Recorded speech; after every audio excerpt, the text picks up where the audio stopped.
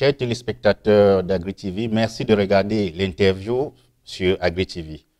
Aujourd'hui, nous recevons M. Nganda Jean-Baptiste, PCA de la Soko-Proka, Société coopérative de production café et cacao de la Haute-Sanaga, mais également délégué régional de la Chambre d'agriculture du Centre. M. Nganda Jean-Baptiste, merci d'avoir accepté notre invitation. C'est moi qui vous remercie. Vous êtes PCA de la coopérative Soko-Proka. Combien de coopératives cette filière regroupe-t-elle?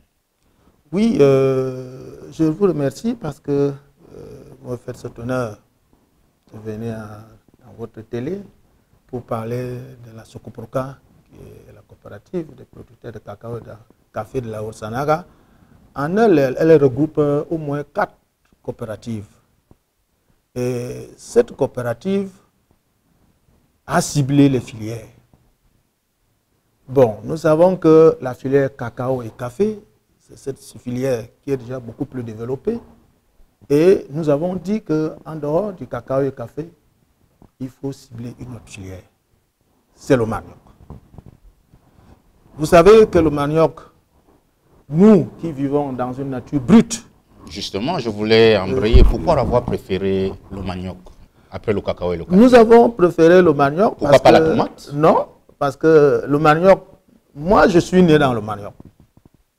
Je vis dans le manioc. Nous utilisons le manioc dans toutes les formes. Vous savez que dans la Haute-Sanaga, nous sommes dans la savane. Et dans la savane, nous utilisons beaucoup plus le manioc. Et c'est pour cela que j'ai décidé de cibler cette filière. Et qui devient une filière porteuse. Dans l'avenir, c'est la filière qui va vous amener, qui va vous rapporter beaucoup d'argent. C'est pour ça que j'ai ciblé cette filière et j'ai pris avec nous les coopératives qui font dans cette filière. Comment est hiérarchisée la Soko-Proka? Bon, pour le moment, la Soko-Proka a le conseil d'administration que je dirige et la Soko-Proka est en train de chercher les partenaires. Ces partenaires qui sont déjà venus plusieurs fois et qui veulent travailler avec nous dans le manioc. Les partenaires ont été déjà sur le terrain et les partenaires sont en train d'arriver. Au moment où je vous parle, d'ici la fin du mois, nous avons encore un groupe de partenaires qui vient voir nos terrains. Combien d'hectares? Bon, la Soko-Proka a 25 000 hectares de terre. Répartis? Répartis dans des sites. Des sites qui sont déjà immobilisés. Il y a déjà eu des études topographiques qui sont faites. Et il y a des paysans qui sont prêts. Il y a les notabilités qui ont signé, qui ont donné l'aval. Les chefs aussi, voire le chef de groupement qui a parrainé ce projet. Vous avez dit 25 000 hectares? 25 000 hectares répartis dans des sites et dans des villages. Oui, ces 25 000 hectares ont-ils des titres fonciers? Lorsqu'on sait très souvent que le domaine agricole au Cameroun et en Afrique a souvent ce problème-là. Non, c'est les abandons des droits coutumiers. C'est les abandons des droits coutumiers, puisque nous ne vendons pas le terrain. Nous n'allons pas le vendre, mais on le met à profit. Et c'est les paysans, les ressortissants de ces terrains qui vont profiter, parce qu'il y aura une usine qui va s'implanter et qui va utiliser 10 000 emplois. 10 000 personnes, vous savez, quand je parle de 10 000 personnes, je peux dire 10 000 personnes fois 3. Pourquoi? Parce que chaque employé peut avoir une femme et un enfant. Ça fait 30 000 personnes. En dehors de 10 000 emplois, il y a 3 000 emplois indirects. C'est-à-dire les gens qui ne peuvent pas travailler, qui ne pourront pas travailler dans l'usine, vont cultiver leur plantation de 1 hectare, 2 hectares, 3 hectares, et la société va acheter ces produits. Ok. Parlons notamment du manioc, puisque nous sommes là. Quelle est la valeur nutritionnelle de cette plante? Quand on sait qu'en dehors des tubercules, on en consomme aussi les feuilles. Oui, nous en consommons. Est-ce que vous avez fait une étude au niveau de votre société de coopérative? Nous avons fait une étude parce que dans le manioc, rien n'est jeté. Voilà. Dans le manioc, rien n'est jeté. Vous savez que, bon, dans les tubercules, ces tubercules, nous allons extraire l'amidon, qui est même recherché au niveau international et au niveau national. Nous allons extraire la farine alimentaire, parce que les gens ont besoin de la farine pour faire du couscous. Nous allons extraire la farine animale, puisqu'on aura des fermes où il y aura des animaux que nous allons élever et tout ça. Et puis le reste va nous donner des résidus de manioc. Nous n'allons pas les jeter. Ces résidus vont nous servir de l'engrais. Ces résidus vont nous servir du gaz que nous allons utiliser dans les maisons des ouvriers. Donc rien n'est jeté dans le manioc. C'est pour cela que dans ce manioc, nous l'avons ciblé. Pourquoi? Parce que les partenaires nous ont dit que si nous, on se penchait sur le manioc a de l'avenir. Ok. Est-ce que vous maîtrisez toute la chaîne de valeur de manioc? Oui. Ou alors, est-ce qu'à terme, vous allez la maîtriser, c'est-à-dire de l'implant jusqu'à la transformation? Oui. Et là, de toutes les façons, nous allons maîtriser la chaîne de valeur. Pourquoi? Parce que nous allons travailler avec des ingénieurs appropriés. Et ce n'est pas le manioc que nous mangeons maintenant qu'on va utiliser. Nous avons ce qu'on appelle le manioc industriel. Ce manioc industriel, nous ne le mangerons pas. Il n'est pas comestible? Il n'est pas comestible. Vous pouvez le préparer pendant 100 ans, il ne va pas cuire. Il sera toujours dur. C'est la 80-34 qui donne 80 tonnes à l'hectare. Nous avons la 96-026 qui a beaucoup plus de racines et qui donne au moins 35 tonnes à l'hectare. Donc ce sont ces maniocs que nous allons utiliser pour avoir l'amidon, pour avoir la farine et les dérivés. Or, le manioc doux va nous servir pour manger. Mais quand déjà il est transformé, là nous pouvons faire le gari, nous pouvons faire les cossettes, nous pouvons faire tout. Et quand il est beaucoup plus transformé, il ne peut plus être dur à ce moment-là parce qu'il a été déjà transformé. Okay. Quels sont les différents programmes qui encadrent votre société de coopérative? Bon, pour le moment, bon, nous avons... Ou alors vous vous débrouillez seul ou alors... Bon, pour le moment, il y a des gens qui viennent de temps en temps. Moi-même, je suis un spécialiste. Et puis la Chambre porte le projet. Donc, vous savez que la Chambre, c'est le Parlement du monde agricole. Cette Chambre qui est le Parlement du monde agricole, et je suis un des membres de la Chambre. C'est pour cela que j'ai initié ce projet. Si je n'étais pas de la Chambre, je ne pouvais pas initier le projet parce que la Chambre, qui est le Parlement agricole, a 4 sections. Dans ces 4 sections, la plus grande des sections, c'est la section agriculture, où moi je suis le délégué régional et je suis un membre de cette section parce que je suis un planteur de manioc. Donc, comme je suis planteur de manioc, je suis né dans le manioc.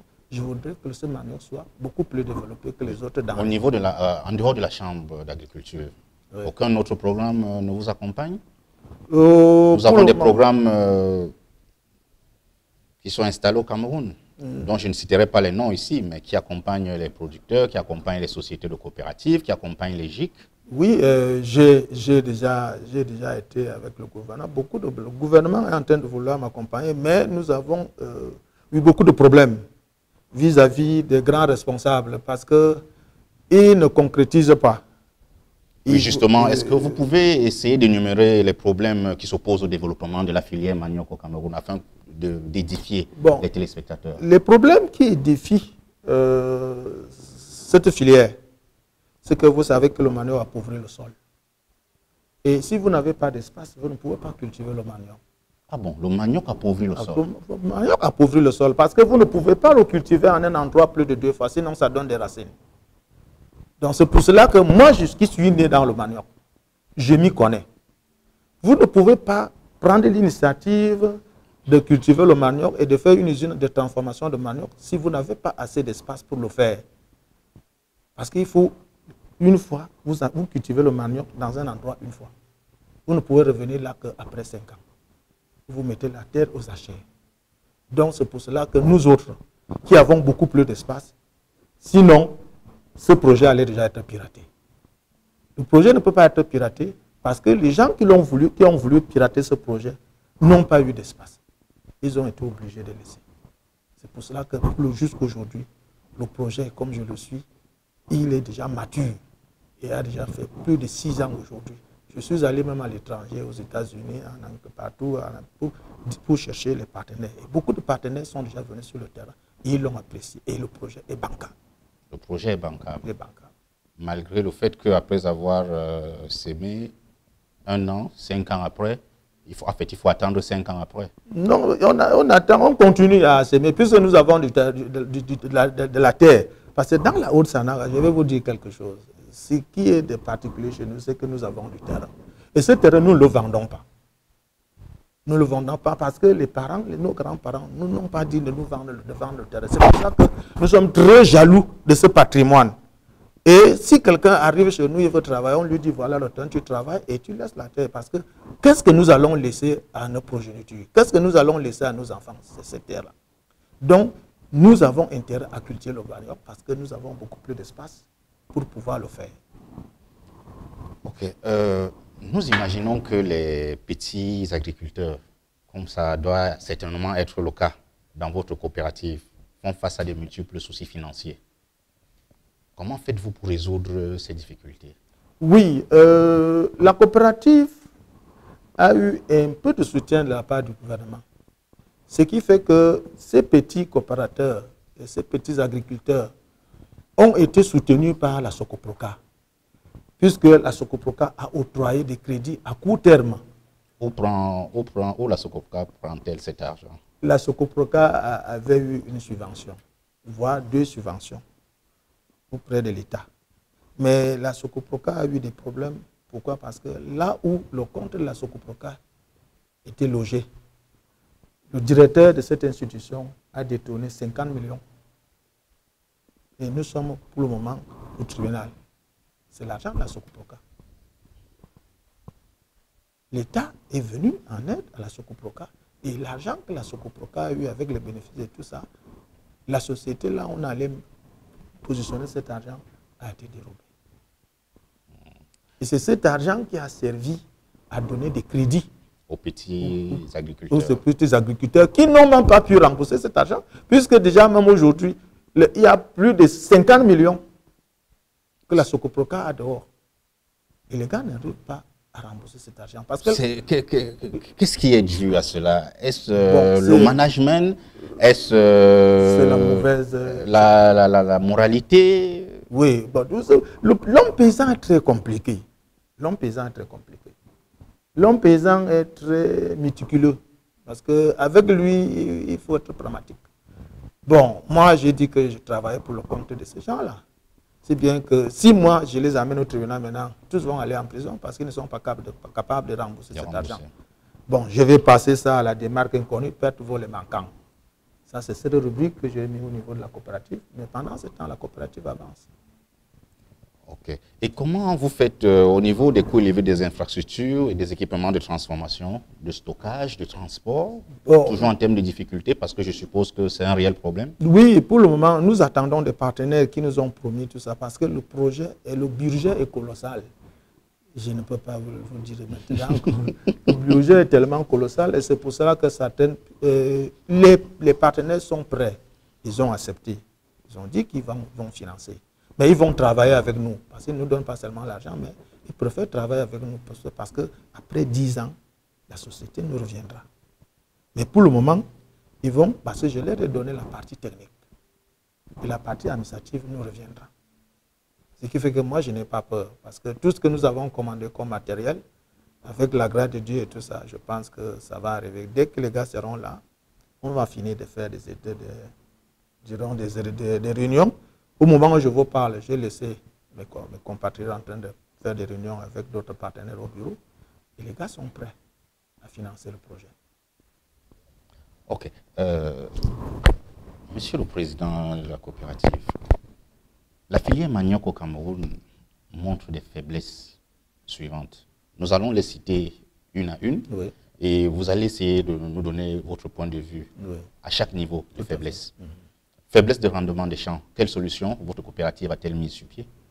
Oui, notre coopérative déjà s'est entendue avec son partenaire que toute la production sera prise et sera achetée. Non, on dit faiblesse des rendements des champs. Dans le rendement des champs, il faut prendre un manioc industriel. Vous comprenez? Parce que nous avons des maniocs industriels. Ce manioc n'a pas de faiblesse de rendement. Et ça a été étudié à l'IRAD. Parce que l'IRAD nous a donné des semences qui font à ce que le rendement à l'hectare soit beaucoup plus élevé. Plus élevé. Voilà. Donc, de ce côté-là, nous n'avons pas de problème. On n'aura pas de problème. Ok, vous n'aurez pas de problème à ce niveau. Oui. L'indisponibilité des variétés améliorées destinées à la transformation, quelle solution? Non, nous avons déjà des champs semenciers. Les champs semenciers sont déjà, le manioc est déjà prêt à être utilisé. Donc, les champs semenciers sont là, les boutures attendent que nous puissions développer les grandes plantations. Donc, nous avons pris toutes les dispositions pour que la filière soit porteuse et que le moment venu, que les plantations soient approvisionnées. Et c'est pour cela que nous avons greffé beaucoup de coopératives qui font dans le manioc à la Socoproca. Ok. La suite, l'accès difficile au marché, comment vous allez écouler tous ces produits? Parce qu'apparemment, la Socoproca a toutes les solutions. De ce Quel est votre marché? Nous avons le marché national et international. Tout a été déjà étudié. D'ailleurs, si nous, on était gloutons, on aurait déjà même encaissé de l'argent. Parce que les partenaires étrangers voulaient nous préfinancer. Alors là, on avait dit qu'on serait esclaves. Nous ne voulons pas déjà prendre l'argent de prime abord, mais on voudrait d'abord commencer et nos partenaires ils ont dit qu'ils prennent toute la production. Donc vous savez déjà où, quand et à qui vous allez vendre? Tout à fait. Que ce soit sur le plan local, que sur le plan international. Que ce soit sur le plan international. Oui. Dernier point au niveau de ces soucis-là, la faible compétitivité des produits dérivés du manioc camerounais sur les marchés des pays du Nord. Quelle solution? Bon, de toutes les façons, nous verrons après ce qu'il faudra faire parce que pour le moment, on n'a pas encore prévu quelque chose de ce côté-là. Mais nous savons que le gros est presque fait et lorsque la machine sera en marche, nous ne manquerons pas de trouver des solutions. Monsieur le Président, le manioc est porteur, mais pourquoi cette filière, malgré tout ce que vous dites, tarde à décoller au Cameroun? Oui, parce que vous savez, je vous ai dit que les planteurs de manioc comme nous vivent dans une nature brute. Ce qui veut dire que nous ne vivons pas dans une nature développée. Nous vivons dans une nature brute. Et les gens ne connaissent même pas la valeur du manioc. C'est nous qui sortons de cette nature brute pour vivre dans une nature transformée qui savons qu'est-ce que c'est que le manioc. Pourquoi? Parce que au niveau du Cameroun, vous avez les brassicoles, vous avez les usines textiles, vous avez les camelets et autres. Vous avez même les menuiseries. Ah bon? Oui, vous avez les pharmacies. Les comprimés sont fabriqués à base de la farine de manioc. Le lait est fabriqué à base de l'amidon. La colle est fabriquée à base de l'amidon. L'alcool même des hôpitaux, c'est à base de manioc. La bière même, c'est à base du manioc. Oui, avec toutes ces opportunités, pourquoi la filière tarde-t-elle à décoller? Elle tarde à décoller parce que... Mauvaise politique gouvernementale, mauvaise politique de la Chambre d'agriculture dont vous êtes membre et président? Je pense qu'il faut booster. Je pense que tout peut-être ira de mieux parce que quand les gens comprendront l'utilité du manioc. Mauvaise communication? D'une part, oui. Les gens ne sont pas informés. Qui doit les informer? Le média doit informer. Le média doit informer à travers les techniciens. Bon, si déjà le renseignement est bâclé et que les gens ont envie de travailler, on ne leur donne pas les moyens pour le faire. Et rien ne pourra se faire. Et vous savez que c'est l'État qui doit mettre tout en marche pour que tout puisse marcher. Quelqu'un ne peut pas vous dire qu'il est riche et il est sorti d'où avec cet argent. C'est l'État qui rend tout le monde riche. Donc, si l'État peut porter tous ces projets, si l'État peut arriver à financer les coopératives porteuses de beaucoup de projets et tout comme ça, je pense que ça marchera. Donc, déficit de communication. Oui. L'État ne porte pas assez la filière manioc. Tout à fait. Peut-être c'est la raison pour laquelle vous êtes en train, après le café et le cacao, vous avez décidé d'investir, ou du moins de vous investir dans le manioc. Oui. Faisons une projection. Oui. Dans combien de temps pensez-vous que tout ce que vous venez de décliner là peut être véritablement mis en œuvre? Bon, de toutes les façons, telles que nous avons déjà fait, toutes les études étant déjà faites, les partenaires sont en route. Je pense qu'après les départs, bon, si tous les papiers, puisque nous avons déjà commencé à signer les contrats, si tout est fin prêt, je pense que d'ici l'année prochaine, tout doit démarrer. D'ici l'année prochaine, tout devrait? Tout devrait démarrer. Ok. Nous allons un peu parler de l'état des lieux également, de la filière manioc, au niveau de sa production. Oui. Nous voulons comprendre quelles sont les techniques culturelles, les outils de production et la qualité des sols qui sont à même de booster la production. Je pense que là, c'est un côté technique. Dans ce côté technique, j'ai une équipe des ingénieurs. Il y a des ingénieurs. Oui, mais c'est pas les ingénieurs de l'IRAD donnent la semence appropriée. Bon, j'ai des ingénieurs agronomes. Et parmi ces ingénieurs, il y a un directeur de plantation. Il y a les chefs de section qui sont des ingénieurs, voire les techniciens supérieurs d'agriculture. C'est tout cet arsenal qui va se déployer sur le terrain, dans les plantations, pour vous donner le rendement escompté. Donc ce côté-là est bien préparé pour que le projet n'échoue pas. Monsieur Ganda, tout est bien préparé pour vous. Je n'arrive pas à vous coincer quelque part. Parlons maintenant de la transformation et de la commercialisation. C'est vrai que vous nous avez dit que vous avez déjà, dans votre plan, vous savez déjà où vous allez vendre, que ce soit au Cameroun, que ce soit à l'étranger. Oui. Mais nous savons qu'au Cameroun en général, il n'existe pas de véritable entreprise de fabrication de machines agricoles. Ce qui fait que très souvent, la majorité d'agriculteurs et de semi-transformateurs vont faire des achats en Chine, en Occident, un peu partout. Comment vous allez faire pour résoudre ce problème? Oui, je me dis qu'il faut avoir ce qu'on appelle un esprit de créativité. Cet esprit de créativité nous amène à ouvrir les horizons. Qu'est-ce que moi j'ai prévu? Moi, je me suis dit, comme nous ne sommes pas encore techniciens en la matière, qu'est-ce qu'il faut faire? Nous allons faire venir des expatriés. Derrière ces expatriés, nous allons mettre les Camerounais. Avant de mettre les Camerounais, tous ces gars qui devront travailler dans la direction technique vont aller en formation. Pendant qu'ils seront en formation, les expatriés vont travailler. Au fur et à mesure que ces gars vont rentrer, ce sont ceux-là qui vont remplacer les expatriés qui seront là et qui pourront encore leur donner un peu de temps pour au moins s'accommoder. Le transfert de technologie. Le transfert de technologie. C'est là où je dis. Parce que je me suis dit que ces expatriés vont nous coûter cher. Ils auront des contrats à durée déterminée, en tenant compte des formations, le temps que les gars iront faire en formation. Et quand ils reviendront là, ils vont remplacer ces expatriés. Puisque moi-même, j'étais au Brésil, j'ai contacté beaucoup d'usines.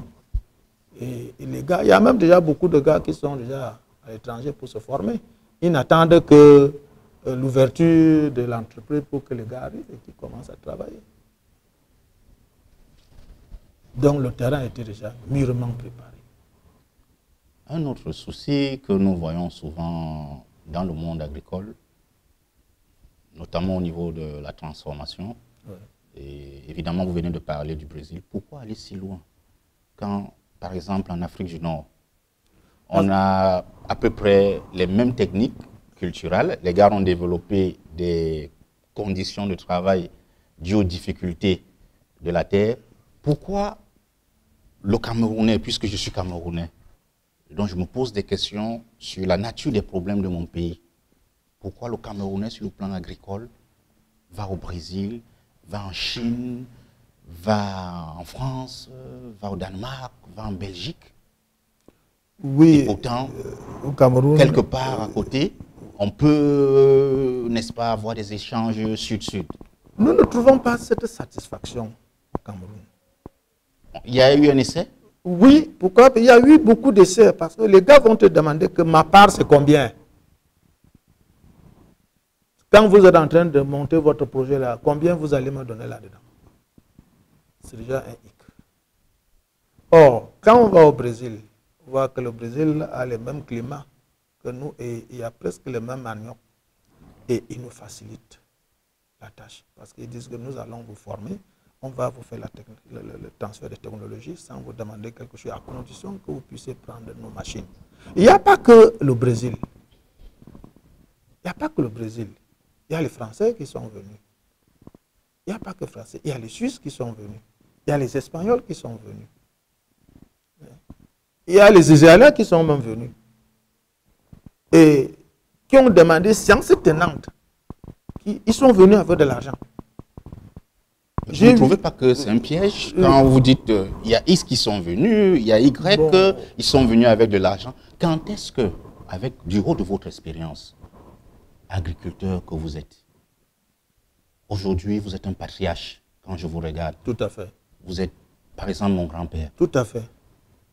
Vous avez des enfants, vous avez formé les gens. On a toujours été assisté depuis avant la période des indépendances. Oui. Qu'est-ce que vous pouvez aujourd'hui dire à nos enfants? Vous allez leur dire de continuer à être assistés. Il faut bien qu'on arrête. Non. Les gens qui viennent avec de l'argent, vous pensez qu'ils viennent avec de l'argent pour nos beaux yeux? Qu'est-ce qu'ils veulent derrière? Bon, il y a quelque chose qu'ils veulent derrière. Il y a un échange. Il faut me comprendre. Les gars, ils viennent avec l'argent pour le mettre en valeur. Et là-bas, c'est l'échange. Ici, nous avons des terres et ils ont l'argent. Nous sommes si faibles que ça pour ne pas exploiter nos terres nous-mêmes. Oui, mais ils ne peuvent pas exploiter nos terres. Ils exploitent nos terres avec des conditions. Non, j'ai dit nous. Nous sommes si faibles que ça pour exploiter nos terres nous-mêmes. Oui, nous n'avons pas des moyens appropriés pour le faire. Pourquoi? Parce que nous ne sommes pas accompagnés. Si on était accompagnés, on ne serait pas allé ailleurs pour chercher de l'argent, pour chercher d'être accompagnés, parce que nous avons rencontré des difficultés localement. Ces difficultés localement, les gars ne veulent pas nous aider. Bon, quand celui-là a déjà atteint son... Des plaidoyers ont été faits en haut lieu, Assemblée nationale, tout ça? Ça a été fait. Les dossiers sont au Minader, les dossiers sont au Minepad, les dossiers sont à la primature, les dossiers sont partout, les dossiers sont à la présidence. Il n'y a pas eu de suite. C'est pour cela que nous avons tendu la main à l'étranger. Pourquoi? Vous savez que, je vais vous dire quelque chose. Il y a une usine de transformation de manioc qui a été construite à Saint-Mélima. Nous sommes au 4e ou 5e directeur général, mais cette usine n'a jamais démarré. Pourquoi? Parce qu'ils n'ont pas étudié. Ils n'ont pas étudié à fond. Parce qu'ils voulaient blanchir de l'argent. Et parce qu'ils n'ont pas de terre de friche. Beaucoup de gars sont venus me voir pour me dire, monsieur le délégué, est-ce que vous pouvez nous aider? Est-ce que vous pouvez nous chercher des gars qui ont des engins pour venir dévaster, nous mettre au moins 2500 hectares un jour? Les gars m'ont dit, monsieur le délégué, nous ne pouvons pas, parce que vous avez là-bas la forêt dense. Dans cette forêt dense, pour la dessoucher, il faut 2 ans pour 2500 hectares de terre. Lorsque les machines sortiront de là, elles ne pourront plus travailler. Or, si les gars pouvaient se rapprocher de la chambre d'agriculture et dire que, bon, nous, on est en train de mettre sur pied une usine, qu'est-ce qu'il faut faire? On allait leur proposer peut-être des emplois indirects. Je vous ai parlé des emplois indirects. Des gens qui ont des plantations. Vous venez vous cultiver et nous, on paye entre 100 et 200 francs le kilogramme de manioc. Et on peut payer 1 million de francs à l'hectare. À ce moment-là, les gars peuvent vous travailler, les gars peuvent vous faire des plantations. Vous venez acheter la matière première pour aller faire tourner l'usine. Mais ils ne l'ont pas fait. Et maintenant, ils trompent le gouvernement. Ils ne font que changer le directeur général alors que les machines moisissent et personne ne travaille. Vous trouvez que c'est normal?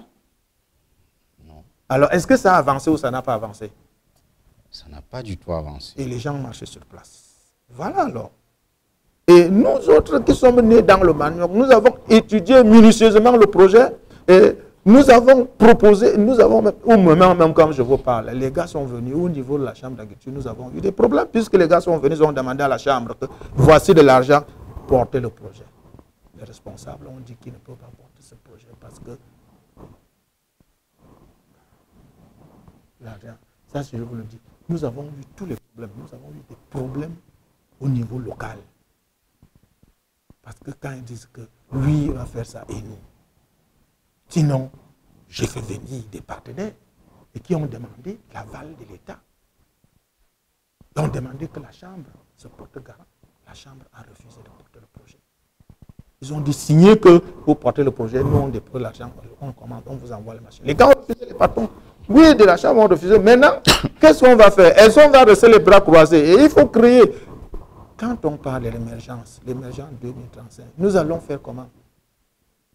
Comment on va faire? Il faut créer. Il faut avoir un esprit de créativité. Et moi, je tends la main, puisque je suis un planteur de manioc. Comme je suis un planteur de manioc, je suis à la Chambre d'agriculture. Il y a beaucoup de débouchés dans la Chambre d'agriculture. Nous n'allons pas rester dans la Chambre d'agriculture les bras croisés. Les bras croisés. Donc voilà. je comprends mieux pourquoi les gens vont à l'extérieur chercher des partenaires. Monsieur Ganda, pouvons-nous avoir aujourd'hui, est-ce qu'aujourd'hui on peut dire que dans la filière manioc, l'espoir est en train d'arriver? On peut avoir de l'espoir si.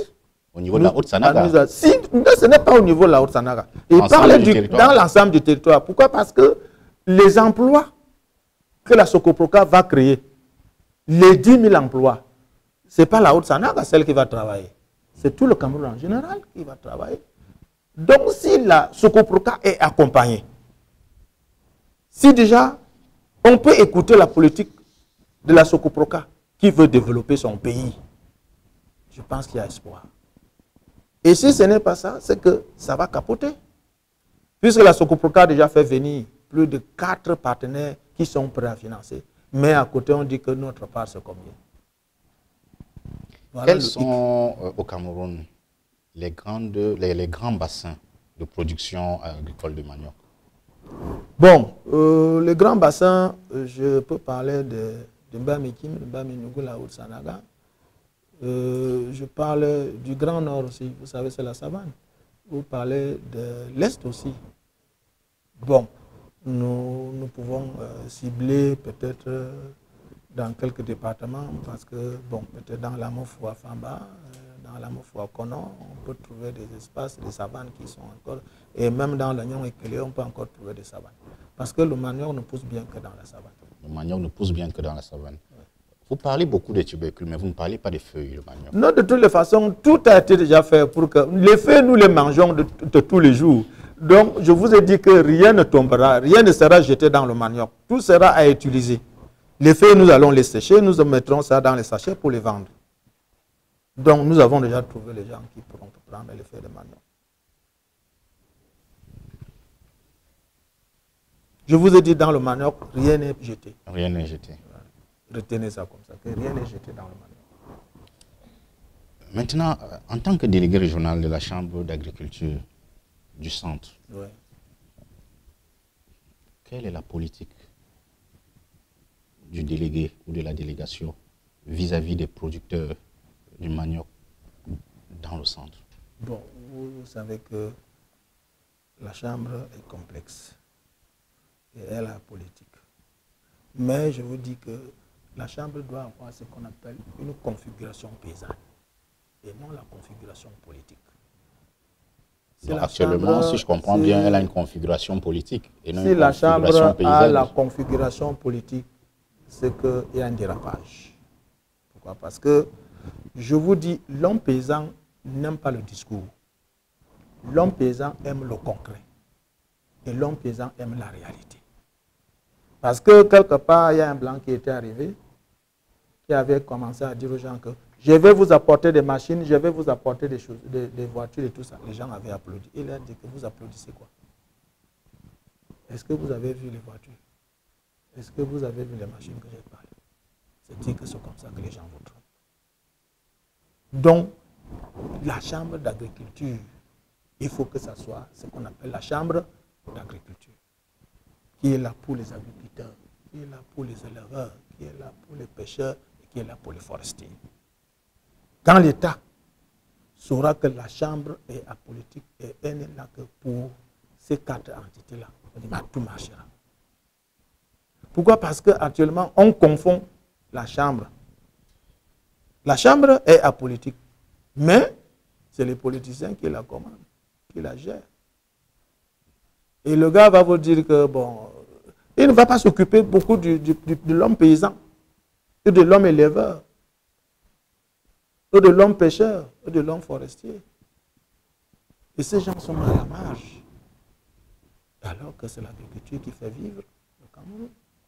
Vous avez beau être un extraterrestre. Si vous n'avez rien dans le ventre, vous n'avez rien à manger, vous ne pouvez rien faire. C'est l'agriculture qui va booster. C'est l'agriculture qui fera ce que le Cameroun devienne un grand pays, comme j'ai vu partout ailleurs où je suis passé. Donc, il faut que la Chambre soit renouvelée. Donc, il faut moins de politique à la Chambre d'agriculture. Oui. Il faut beaucoup plus d'action. D'action. L'autre question, elle est la suivante. Est-ce que l'agriculteur du fin fond du Cameroun a accès aux informations de la Chambre d'agriculture facilement? C'est là l'embêtant. Parce que l'agriculteur du fin fond du Cameroun est inculte. Il n'a pas l'information. Puisque le délégué régional en lui-même n'a même pas de voiture pour se déplacer. Moi, comprenez-moi, puisque tu es délégué régional de quoi? Le délégué régional de la Chambre d'agriculture ne doit pas rester au bureau. On amène les pick-up, on donne ça au directeur. Qu'est-ce que les directeurs peuvent faire avec les pick-up alors que les délégations générales n'ont pas de voiture? Les délégations générales n'ont pas, ces délégations n'ont même pas de ligne. Qu'est-ce qu'ils vont dire aux paysans? La Chambre est moins connue dans l'arrière-pays parce qu'elle ne s'épanouit pas. On ne donne pas de moyens aux délégués de descendre, de rencontrer leurs paysans. Parce qu'ils doivent être derrière l'homme paysan, derrière l'homme éleveur, derrière l'homme pêcheur, derrière l'homme forestier pour leur dire voici comment vous devez vous déployer sur le terrain. Voici le rôle, votre travail d'un délégué régional qui est à côté de lui, c'est conseiller des ingénieurs qu'il est en train de... Moi, je suis avec mes ingénieurs dans le bureau puisque nous n'avons pas de voiture. Je suis entré dans la chambre d'agriculture avec mes voitures et j'allais en mission avec une Lexus LS 400, ma voiture. La roue et tout ça, toutes ces voitures sont devenues épaves maintenant. Et je suis là maintenant, le délégué régional n'a pas de voiture. Alors que dans toutes les autres délégations, il y a des voitures. La voiture, c'est un instrument de travail, ce n'est pas un instrument de beauté. C'est pour que le délégué régional suive ses planteurs et qu'il dise aux planteurs qu'est-ce qu'il y a lieu de faire parce qu'il y a des méthodes archaïques. Il faut développer l'agriculture. Nous allons la développer comment? Étant assis dans les bureaux? Non. Je dois porter les bottes. Je vais les porter comment? Je vais ramper comme un serpent pour arriver derrière le paysan. Tous les problèmes que vous citez là me ramènent au début de notre entretien. Comment vous, au niveau de votre société de coopérative, vous alliez pallier à tout ce que vous citez là, si la chambre d'agriculture, qui est une chambre consulaire et étatique, n'arrive pas déjà à couvrir l'arrière-pays, à aller vers les agriculteurs à l'intérieur, comment une coopérative fera-t-elle pour résoudre ce genre de problème? La coopérative a fait son plan de travail. La coopérative a sa feuille de route. La coopérative a ses partenaires qui ont accepté sa feuille de route. Les partenaires vont offrir les voitures. Si les partenaires donnent de l'argent, c'est pour offrir des voitures. Et ces voitures que nous allons utiliser, ce n'est pas pour la bonne mine du partenaire, c'est pour qu'il y ait de l'évolution. Et quand on crée une société, il faut avoir un moyen de locomotion. Donc on a prévu des voitures pour descendre sur le terrain. Et ce sont ces voitures qui ont moins de locomotion qui vont nous permettre de descendre sur le terrain. C'est pour cela que nous avons tendu la main à nos partenaires pour leur dire que nous sommes en cours de moyens. Nous avons des voitures, si vous pouvez venir en aide. Et les gars ont accepté de venir. Et ils viennent, beaucoup qui sont venus, ont rencontré des pierres. Ils ont raclé la bouteille et n'ont pas vu la poudre. Et ils sont là en train d'attendre, ils écrivent, ils appellent pour dire que nous en sommes à quel niveau, nous attendons le papier pour qu'on descende. Le papier, il n'y a pas de retour d'ascenseur. C'est pour cela que vous voyez délégué des régionales, que je suis maintenant là, ma petite voiture que j'ai achetée avec mon petit fonds, je ne peux plus la mettre maintenant en route, mais je le fais dans des cas difficiles. Je continue à le faire puisque je sers mon pays. Il faut que les gens comprennent que quelque part, quand le président de la République a créé la Chambre d'agriculture, j'ai dit que c'est le Parlement du monde agricole. Et que dans ce Parlement du monde agricole, quand un planteur arrive, un agriculteur, un éleveur, un pêcheur, un forestier arrive, il faut qu'il trouve son compte.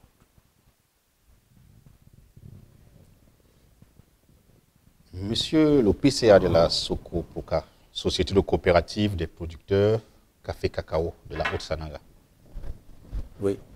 Parlez-nous un peu du café et du cacao dans la Haute-Sanaga. Parce que là aussi, oui, il y a d'énormes problèmes. Dans la Je veux dire, il n'y a aucune culture au Cameroun qui ne rencontre de problème. Non, bah, dans la Haute-Sanaga, bon, on ne cultive pas trop le cacao, mais c'est le café.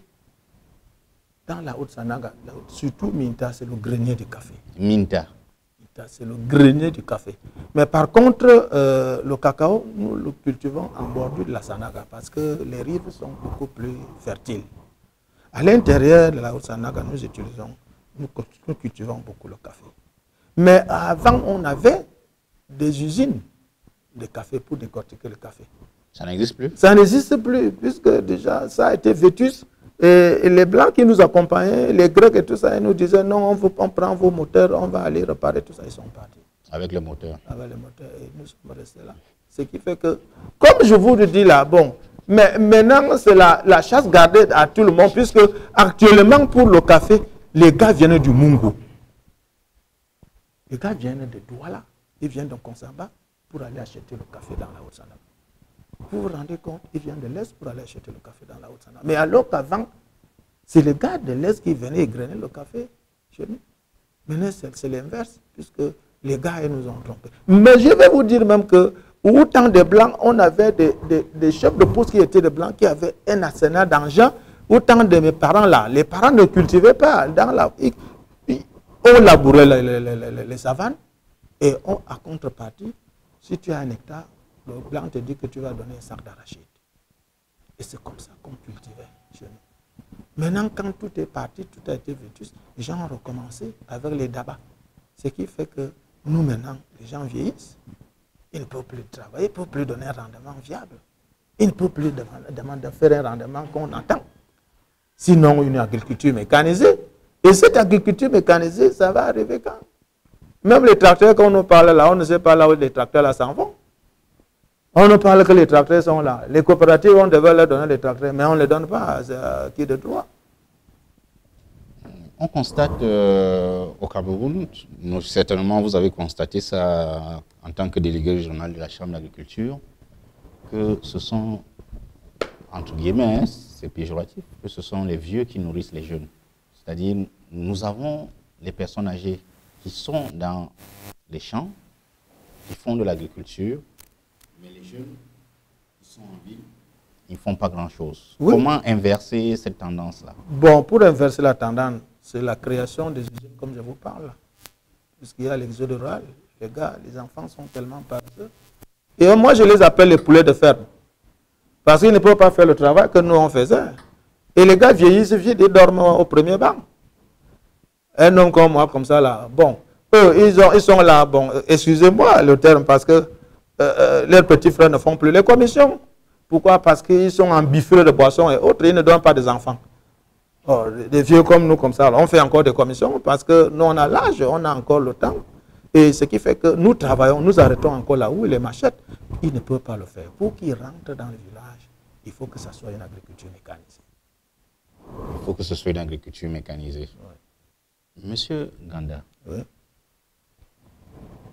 La transformation du café, oui. Comment ça se passe dans la Haute-Sanaga? Est-ce que vous le transformez même d'abord? Non, non. Nous le vendons en série. Pourquoi? Puisque nous n'avons pas d'usine. On n'a pas d'usine pour décortiquer et pour faire le calibrage. On est obligé de le vendre. En marchand, ça veut dire qu'il y a des gars qui viennent de part et d'autres qui vous achètent, ils n'achètent pas, il vient, je dis qu'il te dit la cuvette c'est 3, 4, 5 000, 6 000. Le gars a besoin du pétrole. Il a besoin du savon. Il est obligé de brader son café. Pour quelqu'un qui vient acheter une cuvette à 4 ou 5 000, il vend. Quand tu vas lui dire que non, il ne faut pas vendre, il dit que c'est toi qui m'as vendu, qui m'a travaillé, c'est pas moi, là, à ce moment-là. Tu es obligé de le laisser puisqu'il n'a que ça pendant toute l'année. Revenu. Oui. Et il y a des gars qui, nous sommes à 40 km de Belabo. Il y a des gars qui font 5 ans, n'arrivent pas à là-bas. Ils achètent tout sur place avec les vendeurs de machin, là, les Nigérians qui passent là et tout comme ça. Heureusement pour nous, maintenant qu'on n'achète plus le pétrole, il y a des lampes qu'on vend, c'est partout les gars, ils se servent de ça au niveau du village. Alors, c'est pour cela que les gars vendent leur café en cerise. Et ils s'en régalent. Ils ne peuvent plus attendre, puisque tu vas attendre pour aller les unir où? Peut-être que là-bas, on va aller t'agresser. Et même l'homme qui vient acheter même te dit que moi, j'achète en série, je ne veux pas égrener. Alors, tu es obligé, il te fait marcher. Il te fait chanter le pays. Puisque c'est lui qui est la pluie et le beau temps. Et c'est lui qui te donne les prix. Ce n'est pas toi qui lui donne le prix, c'est lui. Puisqu'il est en position de force. Il a le pouvoir, il a la voix et le devoir. Mais vous étant une coopérative, une société coopérative, vous vivez tout ça. Vous vivez la dégradation du monde rural. Vous vivez au quotidien la pauvreté de nos agriculteurs, de nos parents. Qu'est-ce qu'une goutte d'eau peut faire dans un bassin, dans un fleuve? La coopérative a pris l'initiative d'octroyer les atomiseurs, d'octroyer les pulvérisateurs, d'octroyer les machettes, d'octroyer les bottes et les engrais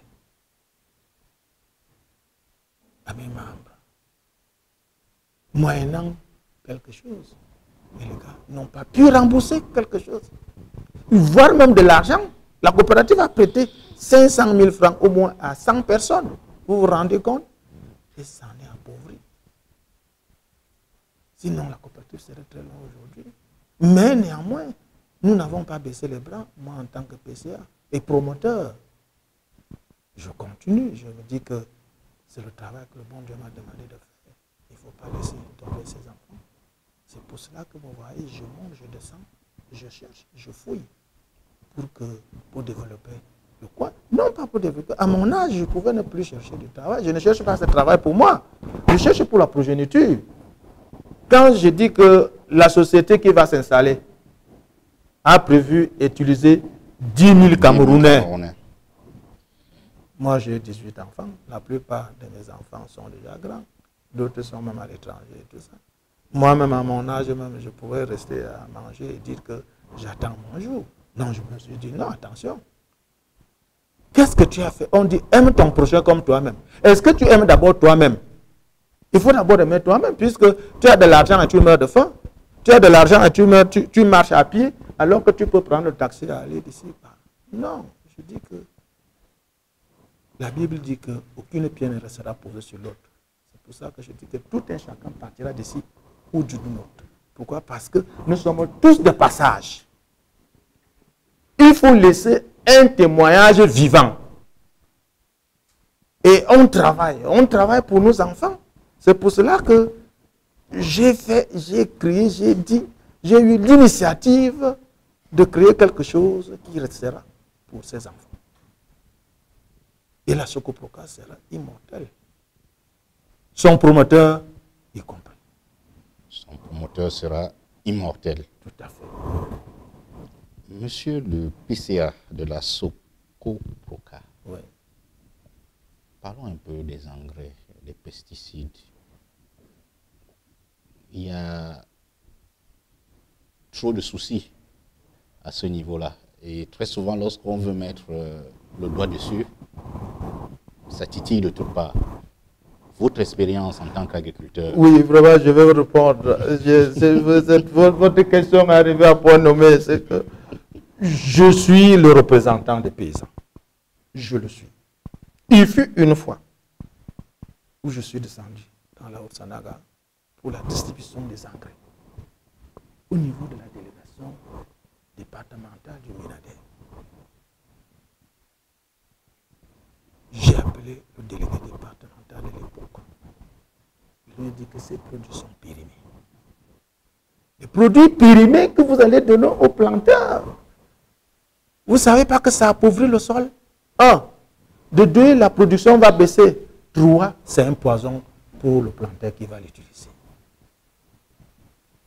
Vous savez ce que le délégué départemental, le Minader à l'époque m'avait dit? Vous n'avez même pas de plantation, vous n'avez pas le droit de parler. J'ai dit, moi je suis le représentant des planteurs. Même si je n'ai pas de plantation, je les représente. Donc vous voulez que ces gens meurent? Il était allé voir le préfet. Et j'avais dit au préfet que regardez même la période de péremption.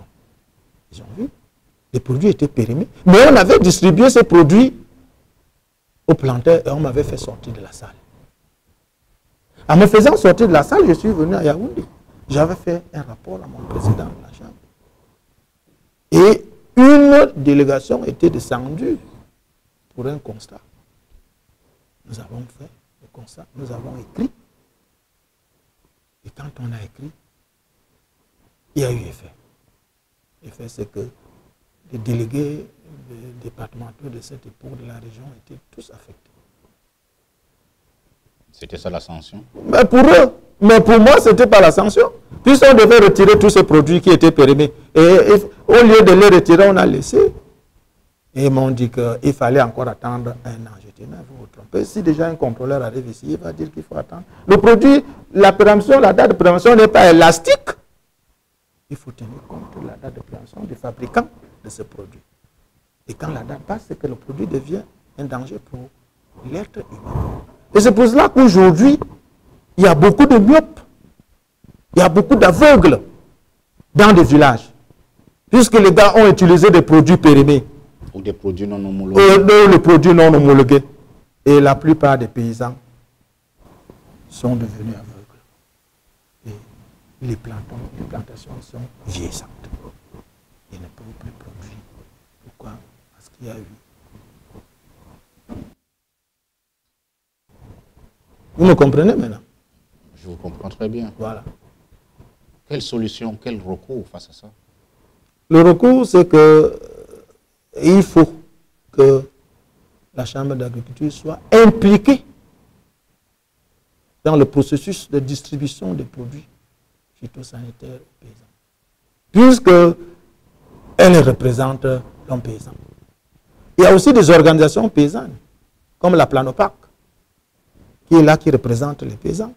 Et lorsqu'on distribue ces produits, il faut toutes ces personnes, tous ces représentants, et qu'on vérifie si effectivement le produit est homologué et qu'on peut encore déjà l'utiliser. Il ne faut pas qu'on aille prendre les produits parce que les gens ont eu des marchés de nature privée. Ils ont fait des marchés parce que les gens vont vouloir avoir de l'argent, mais ils oublient que ce produit qui va dans le fin fond de la bourse, il y a des retombées.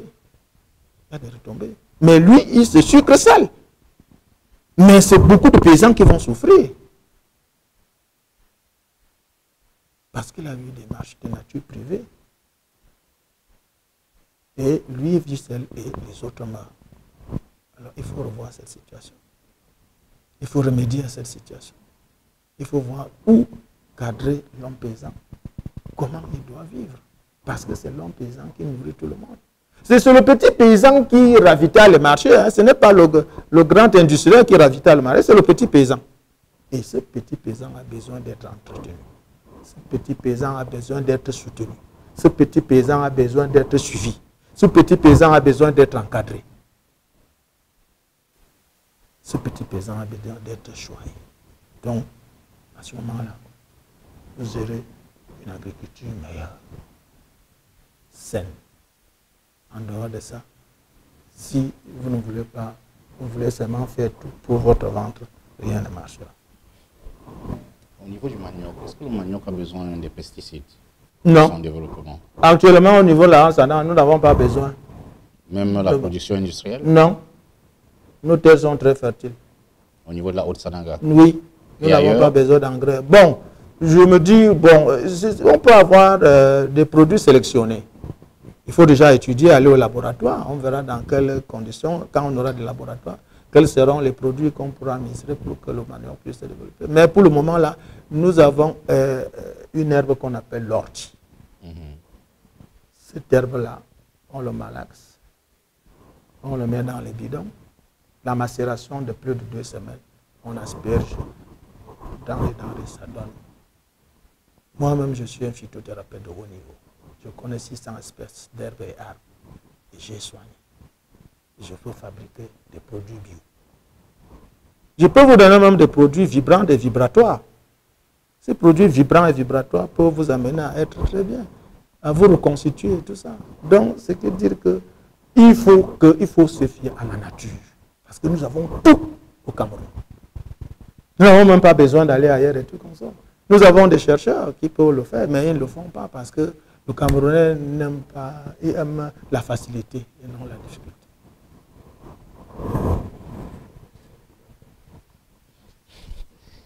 Ok. Chers téléspectateurs, nous recevions ce jour M.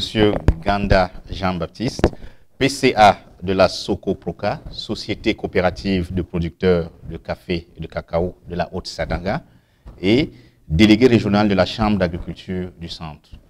M. Nganda Jean-Baptiste, merci d'avoir accepté notre invitation. C'est moi qui vous remercie. Chers téléspectateurs, à une prochaine édition d'Entretien sur Agri TV.